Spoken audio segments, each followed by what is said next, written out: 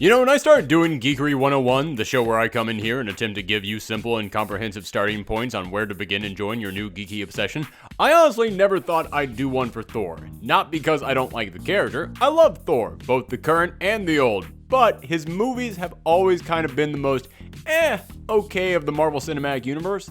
And just speaking as someone who works in a comic shop, when an Avengers movie comes out, people want to read the Avengers. When a Captain America movie comes out, people want to read Captain America. Same goes for pretty much everything from the Marvel Cinematic Universe. Heck, even Iron Fist brought some people into my store looking to check out the source material.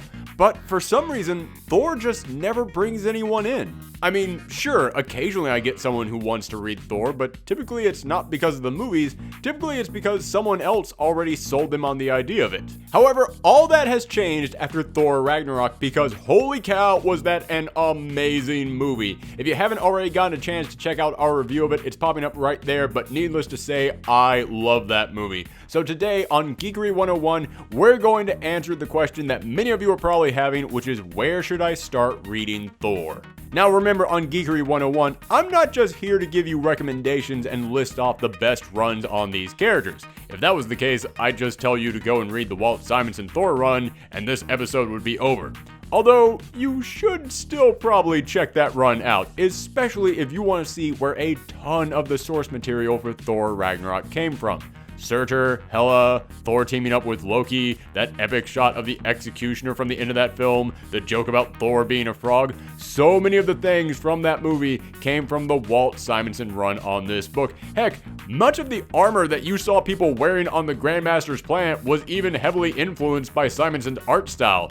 So if you just want to see where a lot of the inspiration for the Thor half of that film came from, it was pretty much all from this run, which recently was re-released in one giant omnibus.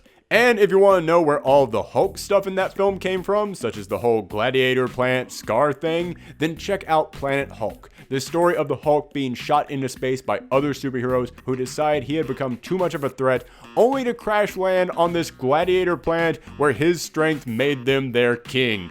This story is also still in print, and it's fully collected into one big trade. But as I said, the point of Geekery 101 is to help get you into a series, not just give you some older recommendations. So today, I'm going to tell you how to start reading Thor, meaning if you want to read the current Thor series, the brand new books coming out every single month, I'm going to tell you where to start. There's 3 points that you can begin at depending on how far back you want to go, and in all honesty, I would recommend going as far back as possible because currently in the comics, Thor is setting up a storyline about a war between the 10 realms.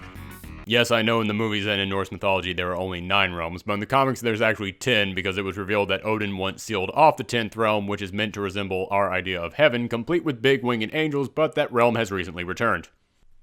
Anywho, as I was saying, in the current Thor comics, they are setting up a massive battle between these 10 realms, including having many different villains and heroes rising up on many different sides, getting ready to go at each other. And this storyline has been building for many years now across several different comics. And if you want to see where all of this began, then I would recommend that you start reading the Jason Aaron Thor God of Thunder series.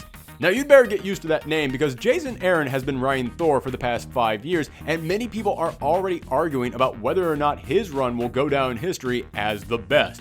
And while that remains to be seen, so far he's setting up incredible storylines that I'll gladly say have been some of the best things I've read in comics in the past decade. Plus, if you enjoyed Thor Ragnarok, you probably liked it for the humor because there was a ton of it in there. And in the comics, sure, there's been some humor in Thor from time to time, but honestly, it was never a thing he was known for. However, Jason Aaron did actually make sure to inject his own unique sense of humor into this run, so if you are looking for something to match that film in terms of tone, this is about as close as you're going to get. But Thor God of Thunder starts off in a story that takes place in 3 different timelines. One in the past, focusing on the young, arrogant Thor who wasn't yet worthy to lift up his hammer, who finds a dead god floating in a river, and he has to wonder, what could kill a god? Then, in the present, the heroic Thor comes to a planet and discovers they have no gods. This doesn't make sense to him. What people don't have gods? He investigates only to find that all of their gods have been slaughtered. Then, in the future, we see an old Thor, sitting in the rubbled remains of Asgard, the last god in the universe, and now whatever has been killing gods throughout time is on its way to claim him as well. So, it's up to these three Thors to come together to find a way to prevent this horrible fate. Okay, I know I said Jason Aaron injected his own sense of humor into this series, and that description didn't exactly sound funny, it sounded more horrifying. But in the midst of this darker storyline, there are actually several jokes made at Thor's more rambunctious nature, as well as some of the most imaginative stuff I've ever seen in the Thor series, sometimes there for humor, and sometimes there just because it looks darn cool. So Thor God of Thunder went on for several years, but it all ended in an event called Original Sin, where Nick Fury went too far and the heroes were forced to stop him, only for Nick to reveal that he had ways to take each of them down, including whispering something to Thor that would make him unworthy and unable to lift his hammer. However, that didn't mean that everyone was unworthy of lifting this hammer, and a new person now held the hammer, leading me to the next 2 points where you can jump into this series. After Thor God of Thunder ended, it turned into a new series where the original Thor had to go on a quest to find out who was the new person holding his hammer, in a brand new series simply known as Thor. The series was good, but very short because after only a few issues, Marvel did a massive relaunch of their entire universe with all their titles starting back over at issue 1, which led into a brand new series called Mighty Thor, which I will talk about more in just a second. Now, you could begin with this series and see what the new Thor was up to as she was hunting down the Roxxon Corporation, which in Marvel Comics has always sort of been the go-to evil corporation that's behind everything bad in the world, and now they were pairing up with Malekith the Accursed, a dark elf warlock who was stirring up trouble between the 10 realms and starting a battle to burn them all to the ground. Also, at the start of this series, Malekith ended up cutting off Thor's arm, which I feel like I need to mention just so no one is questioning why Thor is now wearing a giant black glove.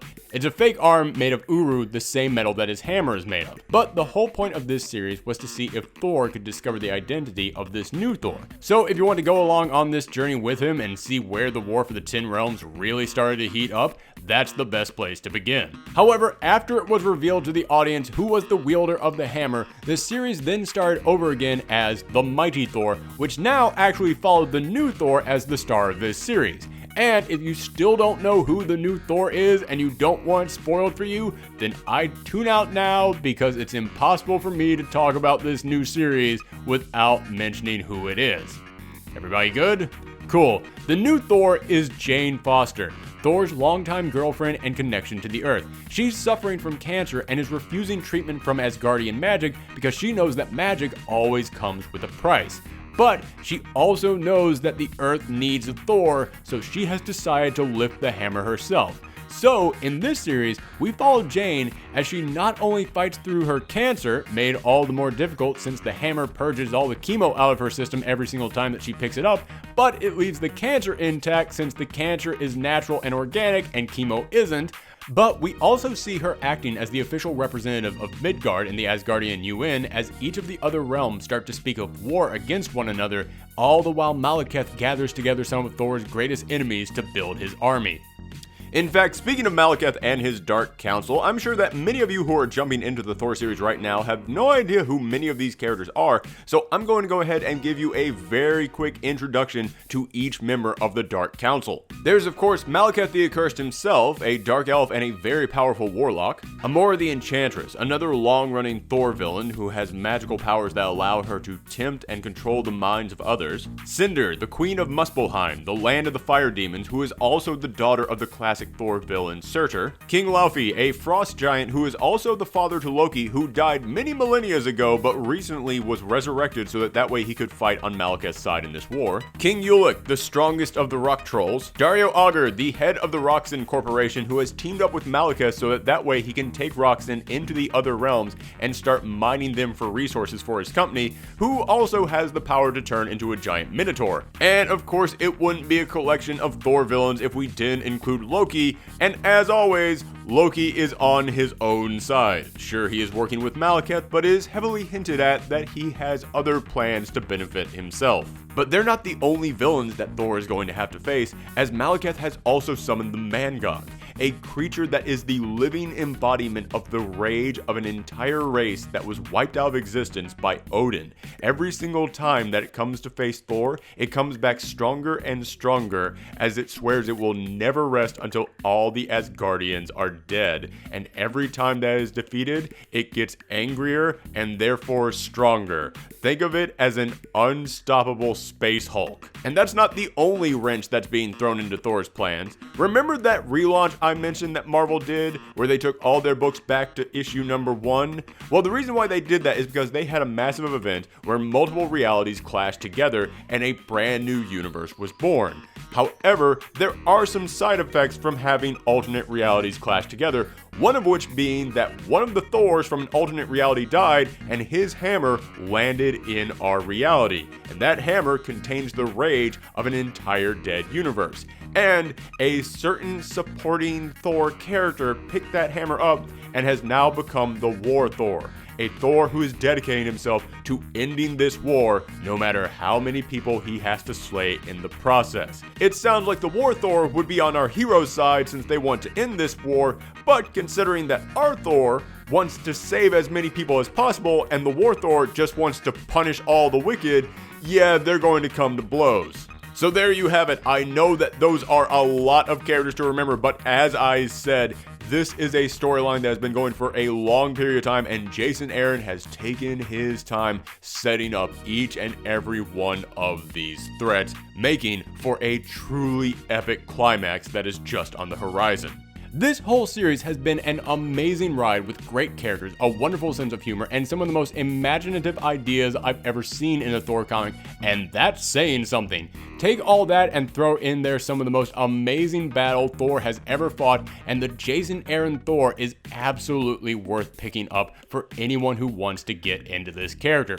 Now, before I go, I'll answer one question that many of you might have, which is, what happened to the old Thor and why couldn't he lift his hammer anymore? Now again, all this gets explained in these new series as well as a mini series called The Unworthy Thor, so if you don't want this spoiled for you, then tune out now. But if you still aren't sure whether or not you want to pick up these series and you want to really know more information before you check them out, here we go. At the beginning of the Thor God of Thunder series, it was revealed that the person killing all the gods was this big creature named Gorr the God Butcher, who believed that all gods were evil and they shouldn't exist. And it was revealed in the Unworthy Thor miniseries, also by Jason Aaron and also really damn good, that what Nick Fury whispered in Thor's ear was that Gorr was right. Now, why would this cause Thor to become unworthy? It doesn't make any sense. Unless you've also been reading the Mighty Thor series, where they revealed that Thor's hammer Mjolnir wasn't just a weapon, it had a mind of its own. The hammer itself contained a legendary storm, a storm that could wipe out galaxies, and a storm that had its own soul. So when Fury told Thor that Gorr was right, he wasn't convincing Thor, he was convincing Mjolnir itself that no god should have the power that it possessed. Not just Thor, but that all the gods weren't worthy of lifting it. That's why Thor couldn't lift it, Odin couldn't lift it, none of the other gods could lift it, but Jane Foster, a mere human, now could, because the storm thought that humans were more worthy of her power than gods. So there, now you know where to start reading Thor, why Thor is different now, and why the old Thor is no longer worthy. And if you want to start reading these comics, now is honestly the best time because they just kicked off the main attraction. The War for the Ten Realms is finally about to start, so now is the best time to actually get into this title. And if you enjoy these series, then let me know that down in the comments below or on Twitter and Tumblr at Professor Thorgy. Thanks for tuning in, everyone, and if you missed our review and spoiler talk for Thor Ragnarok, they're right over there, so go ahead and give them a click, and if you like these videos, then make sure that you share them around the web. It's the best way to help our channel grow. Thanks again for tuning in, everyone, and come back next time.